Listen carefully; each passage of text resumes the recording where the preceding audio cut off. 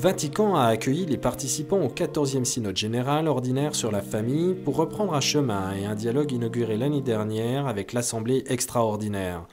Le synode, dit le pape François, à la première congrégation générale, c'est de cheminer ensemble avec un esprit de collégialité en adoptant courageusement la parésie, le zèle pastoral et doctrinal, la franchise et en mettant toujours devant nos yeux le bien de l'Église et de la famille. Il sinodo non è un Parlamento dove per raggiungere un consenso o un accordo comune si occorre al negoziato, al patteggiamento. Le synode n'est pas un parlement où pour rejoindre un consensus ou un accord commun, on recourt à la négociation ou au compromis.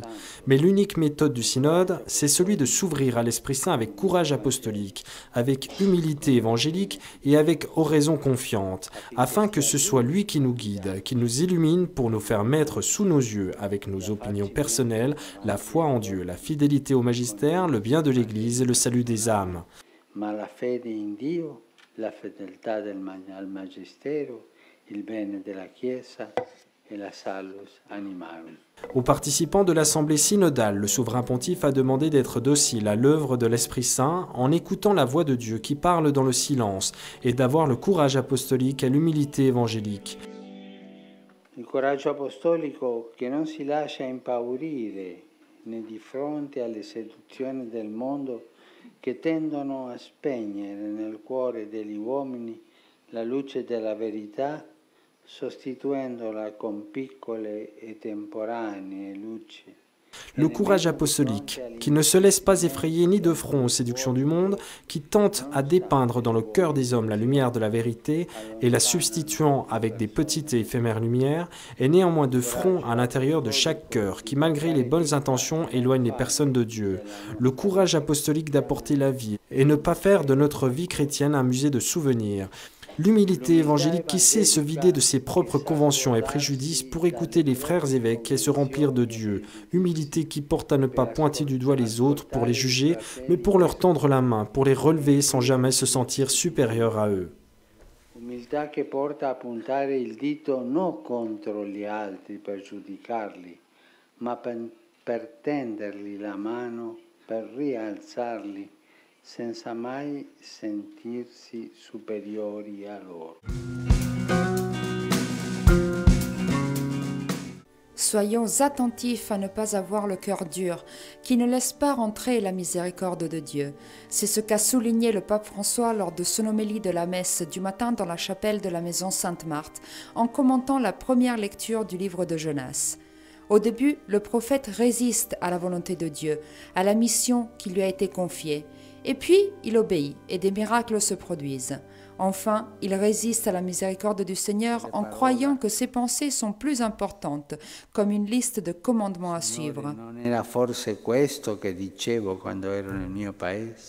Ces mots, « Seigneur, ce n'était donc pas cela que je disais quand j'étais dans mon pays, car tu es un Dieu de miséricorde et de piété, et j'ai fait tout le travail pour prêcher. J'ai fait mon devoir. Et tu les pardonnes ?»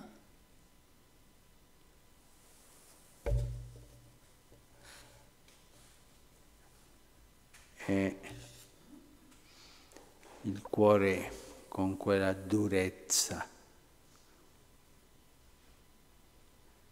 che non lascia entrare la misericordia di Dio. C'est un cœur dur qui ne laisse pas entrer la miséricorde de Dieu. Ce que je prêche est plus important. Mes pensées sont plus importantes.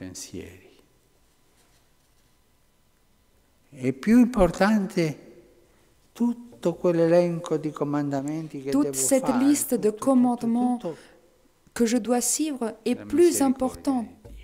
Tout, plus que la miséricorde de Dieu. Nous sommes proches du début de l'année de la miséricorde. Alors prions le Seigneur qu'il nous fasse comprendre son cœur. Ce que miséricorde signifie, ce qu'il veut nous dire quand il dit « Je veux de la miséricorde et non le sacrifice ».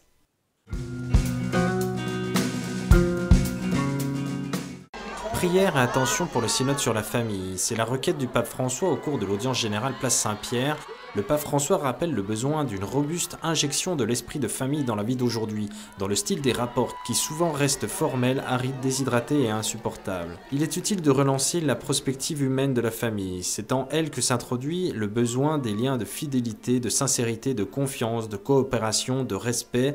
En elle, on montre une attention à ceux qui sont vulnérables. Et pourtant, affirme le pape, la famille n'a plus le poids et le soutien. Elle ne génère pas plus d'apprentissage. La société se coince dans la bureaucratie étrangère aux obligations humaines fondamentales, dans le familialisme moral. C'est au contraire dans l'esprit de famille que l'Église voit sa charte constitutionnelle.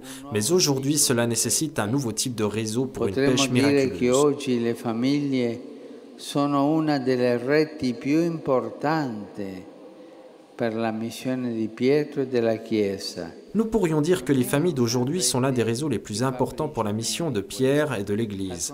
Elle n'est pas un réseau qui fait des prisonniers, elle. Au contraire, elle libère des eaux captives, de l'abandon et de l'indifférence, alors que des êtres humains se noient dans la mer de la solitude et de l'indifférence.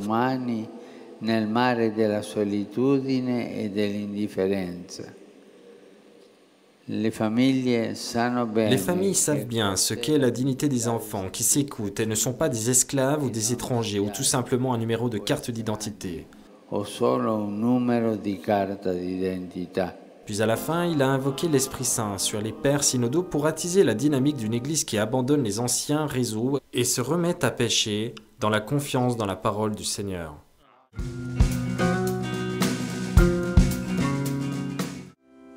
Il n'est pas rare, à tort, que nous croyons que les méchants ont la vie facile, alors que les justes pâtissent de peines incompréhensibles. En réalité, Dieu n'abandonne jamais ses fils, alors qu'il ne connaît pas le nom de ceux qui sèment le mal.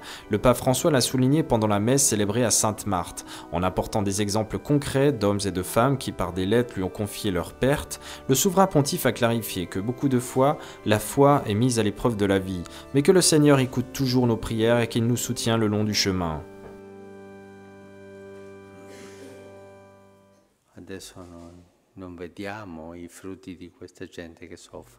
Maintenant, nous ne voyons pas les fruits de ces gens qui souffrent, de ces gens qui portent la croix. Comme ce vendredi saint et ce samedi saint, on ne voyait pas les fruits du Fils de Dieu crucifié, de ses souffrances, et que tout ce qu'il ferait, il le réussirait bien.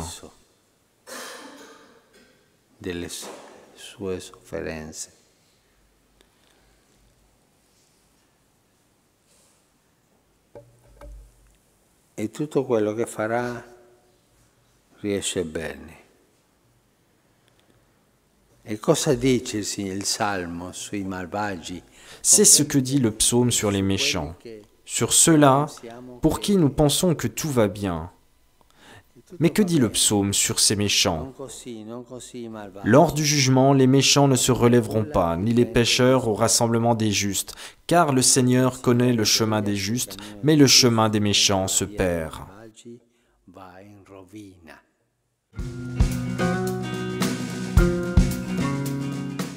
La guerre n'apporte que la destruction.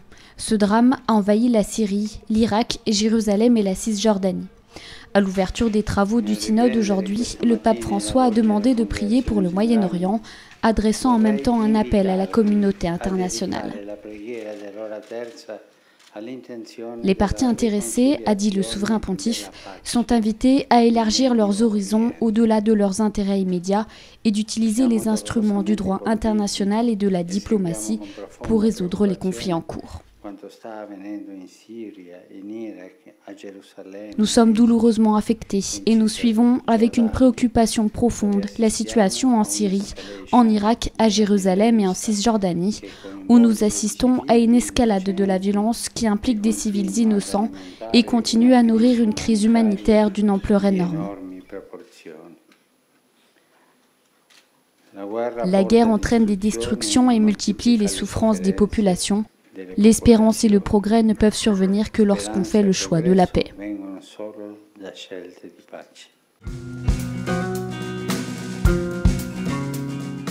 C'est en accueillant avec une humble gratitude de l'amour du Seigneur que nous nous libérons de la séduction des idoles et de l'aveuglement de nos illusions. C'est avec ces mots que le pape François commente l'Évangile juste avant la récurrente prière dominicale de l'Angélus.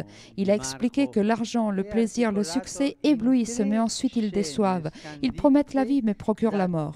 Le Seigneur, au contraire, nous demande de nous détacher de ces fausses richesses pour entrer dans la vraie vie, la vraie, pleine, authentique, lumineuse vie. La foi et l'attachement aux richesses ne peuvent pas cohabiter, a conclu le pape. Uniquement si nous avons confiance dans le Seigneur, nous pouvons dépasser tous les obstacles qui nous empêchent de suivre le chemin de la foi. Uniquement en ouvrant notre cœur à l'amour de Jésus, nous pourrons réellement étancher notre soif de bonheur.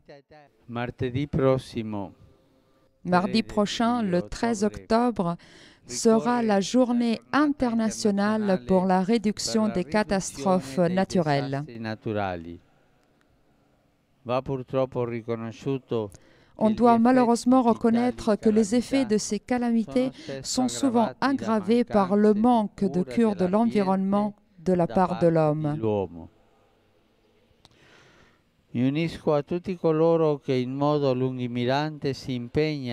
Je m'unis à tous ceux qui s'engagent dans la tutelle de notre maison commune pour promouvoir une culture globale et locale de réduction des catastrophes et d'une plus grande résistance en harmonisant les nouvelles connaissances avec les traditionnelles et avec une particulière attention aux populations les plus vulnérables.